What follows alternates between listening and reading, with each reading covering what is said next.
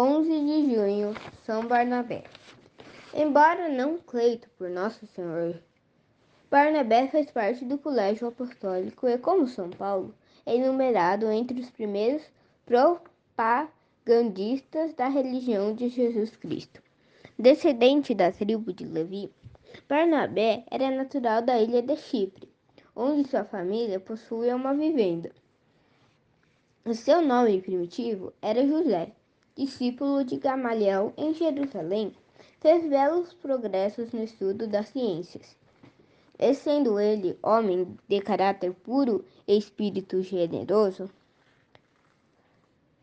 associou-se aos discípulos de Nosso Senhor.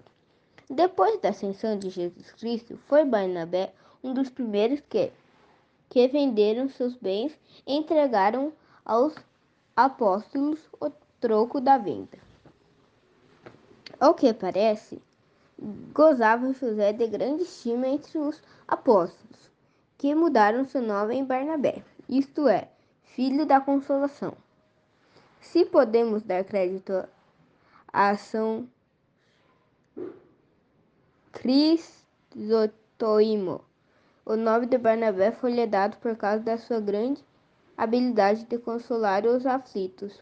O novo apóstolo tomou logo parte ativa na administração da igreja, e foi ele que apresentou São Paulo aos fiéis de Jerusalém. A São Pedro e São Tiago, a presença de Paulo em Jerusalém causou temor entre os cristãos, por isso foi necessária uma recomendação especial.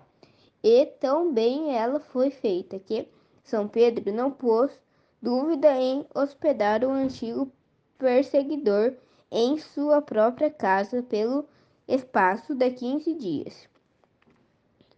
4 ou 5 anos vemo-lo em Antioquia, para onde os apóstolos o tinham mandado, pois a igreja de Antioquia tinha feito grandes progressos. As conversões tornaram-se tão numerosas que Barnabé pediu o auxílio de São Paulo. Ambos trabalharam com resultados esplêndidos na nova comunidade. E foram os fiéis de Antioquia os primeiros que receberam o nome de cristãos. Barnabé apresenta-se como apóstolo zelosíssimo, cheio de fé e Espírito Santo, sempre disposto para a luta contra as dificuldades que se impunham. Sua vida tem sido um contínuo martírio, razão porque os apóstolos reunidos em Jerusalém afirmaram em referência a ele e São Paulo que esses dois apóstolos sacrificaram a vida por amor do nome de Jesus Cristo. Foram eles os portadores das esmolas arrecadadas em Antioquia para os cristãos famintos em Jerusalém. Aos apóstolos reunidos em oração, veio o Espírito Santo a inspiração de separar a Paulo e Barnabé para a pregação do Evangelho entre os pagãos. Para este fim, lhes impuseram as mãos, invocando sobre eles o Espírito Santo.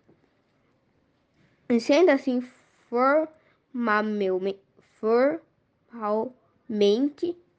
recebidos no colégio dos apóstolos, iniciaram seus trabalhos apostólicos em Seleucia, na Síria.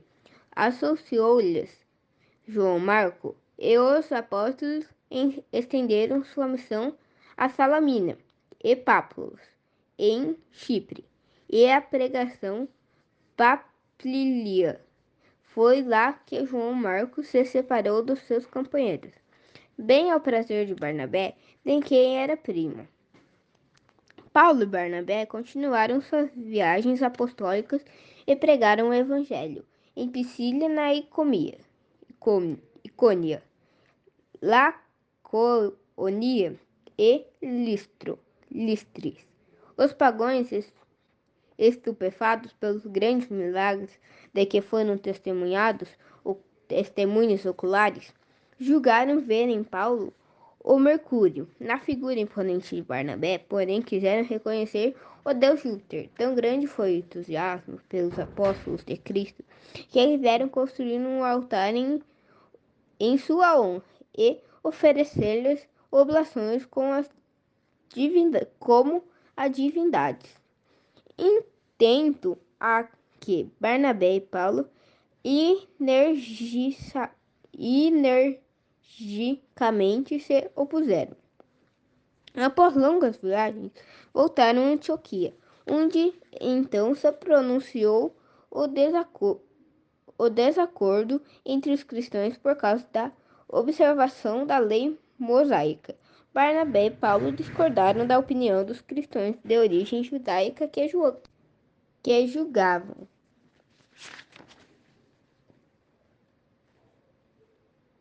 os apóstolos São Paulo e São Barnabé, depois de terem curado um paralítico de nascimento e pendente que um sacerdote pagão lhe oferecera um boi em sacrifício, obrigatória a observação daquelas leis para todos os cristãos, também daqueles que tinham vindo ou viessem do paganismo. Um concílio apostólico, celebrado no ano de 51 em Jerusalém, decidiu esta questão no sentido favorável a Barnabé e Paulo. Barnabé aliou-se outra vez a João Marco, e com ele trabalhou ainda muitos anos na vinha do Senhor.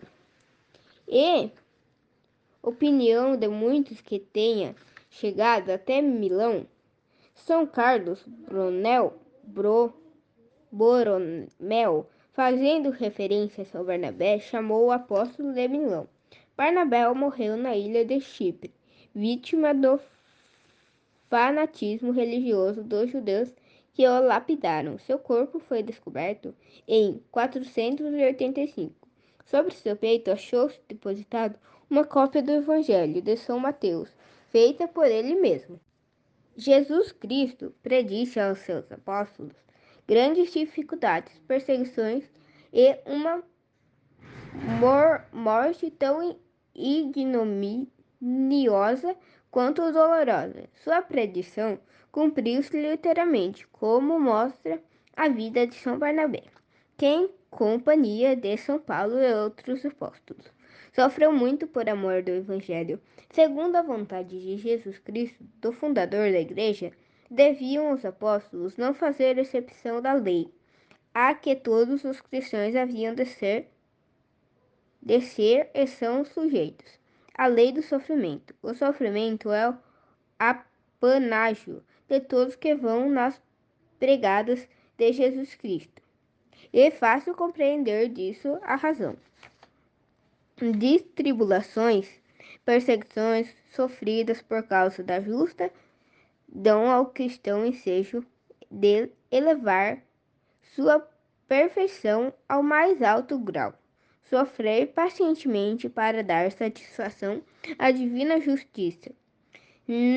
Não é e não deve ser para os cristãos coisa extraordinária. Sofrer, porém, injustiça inocente só porque trabalhas na pregação do reino de Deus sobre a terra, só porque praticais a virtude e aos outros ensinamos, para que também a pratiquem, se